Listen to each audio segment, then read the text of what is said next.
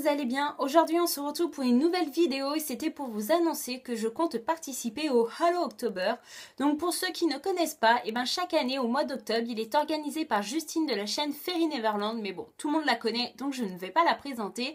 Et du coup chaque année en quoi consiste cet événement? En fait il faut orienter nos lectures vers la peur, voilà, histoire de frissonner pendant le mois d'octobre et donc pour Halloween.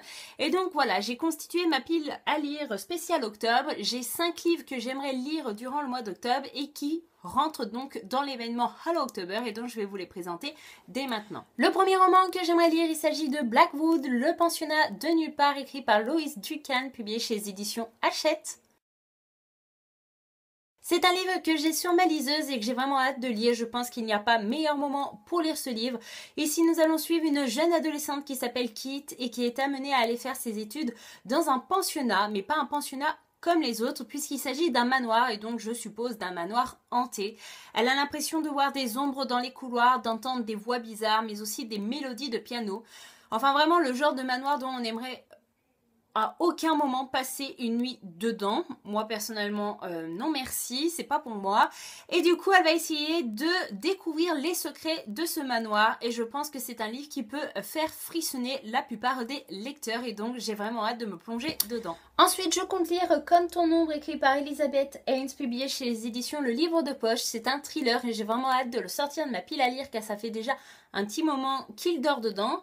Et je l'avais trouvé pour 1,99 € à Easy Cash. J'avais flashé sur le résumé mais aussi sur la couverture. Il n'y a rien de fabuleux mais moi j'ai adoré.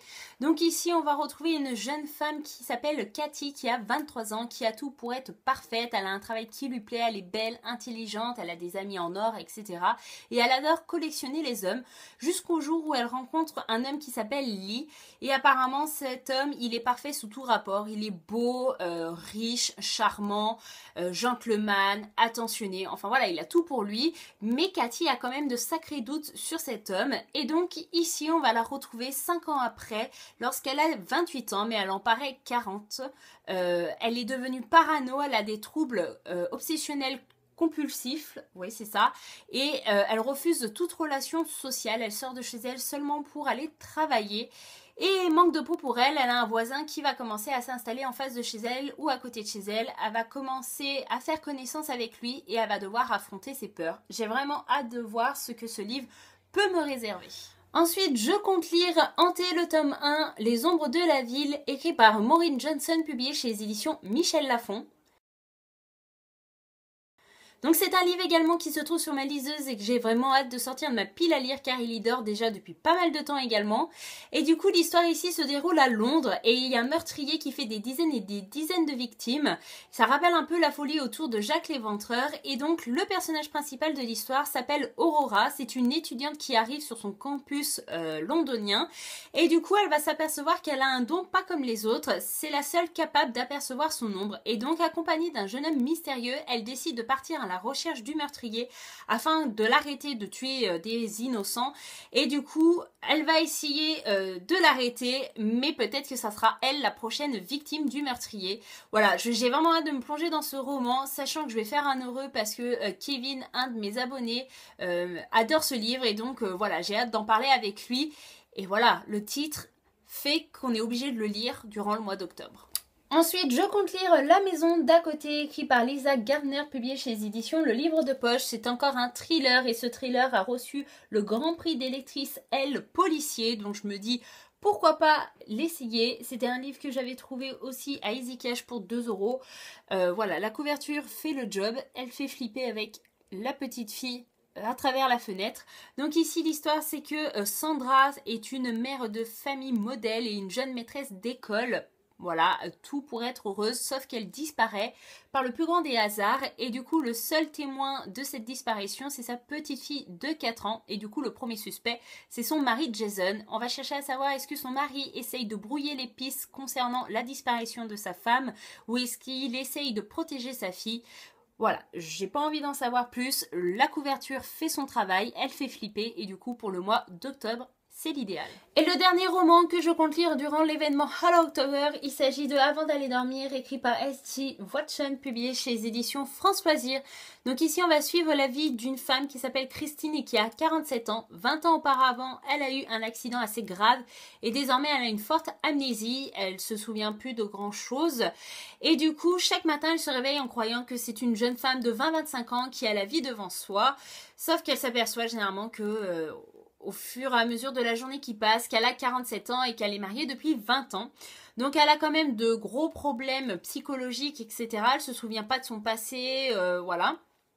Et du coup, son médecin lui conseille de tenir un journal, un carnet, pour écrire ce qu'elle se souvient du passé, sur ce qu'elle aime bien au moment présent, etc. Et elle va vite se rendre compte qu'il y a quand même de grosses incohérences entre ce qu'elle a écrit auparavant dans ce carnet, sur ce qu'elle se souvient du passé, et par rapport à ce que ses proches lui disent. Et quand je lis ce résumé, j'ai l'impression que ses proches peut-être lui inventent une nouvelle vie. De toute façon, ils savent qu'elle se souvient de rien et que le médecin reconnaît qu'elle se souvient de rien. Donc ça se trouve, je me dis qu'ils sont capables, peut-être pour se venger de je ne sais quoi, de lui inventer une vie et de lui faire croire une autre vie que ce qu'elle a vécu. Peut-être ça n'a rien à voir, ce que je pense, hein. Ça se trouve je suis complètement à côté de la plaque du livre, mais voilà, j'ai vraiment envie de me plonger dans ce roman parce qu'il est assez intriguant, le titre il est assez flippant. Avant d'aller dormir, je vais peut-être éviter de le lire juste avant de m'endormir, ça serait bien. Et du coup, je sais que ce livre, il est quand même assez bien noté sur Livre-Addict. Il a 16 de moyenne, donc c'est pas rien. Et il a reçu le prix SNCF Polar 2012. Donc c'est pas rien non plus. Donc c'est temps de le sortir de ma pile à lire parce que ça fait déjà pas mal de temps qu'il y dort également. Et voilà, ma vidéo est enfin terminée. J'espère que ça vous aura plu. N'hésitez pas à me dire en commentaire si vous avez lu et aimé ces livres. Et aussi, si vous participez au Hello October, n'hésitez pas à me dire quel livre vous comptez lire durant le mois d'octobre. Ça sera avec grand plaisir de vous lire. En tout cas, sachez que moi, je vous ai présenté 5 livres. Je ne suis pas certaine de lire les 5 livres dans l'ordre dans lequel je vous les ai présentés. Je ferai plutôt au feeling. Et sachez aussi que je ne sais pas si j'arriverai à lire ces 5 livres parce que j'ai d'autres lectures en cours également. Et aussi parce que je vais quand même travailler durant le mois d'octobre et je ne serai peut-être pas à fond dans mes lectures. Donc voilà, je vais essayer de faire au maximum parce que c'est vraiment des livres qui me tentent énormément et qui sont idéal à lire durant le mois d'octobre, hein, on est bien d'accord. Et je vous en reparlerai très très vite dans d'autres vidéos. En tout cas, je vous dis à bientôt. Passez une agréable journée ou soirée et je vous fais de gros bisous. Ciao!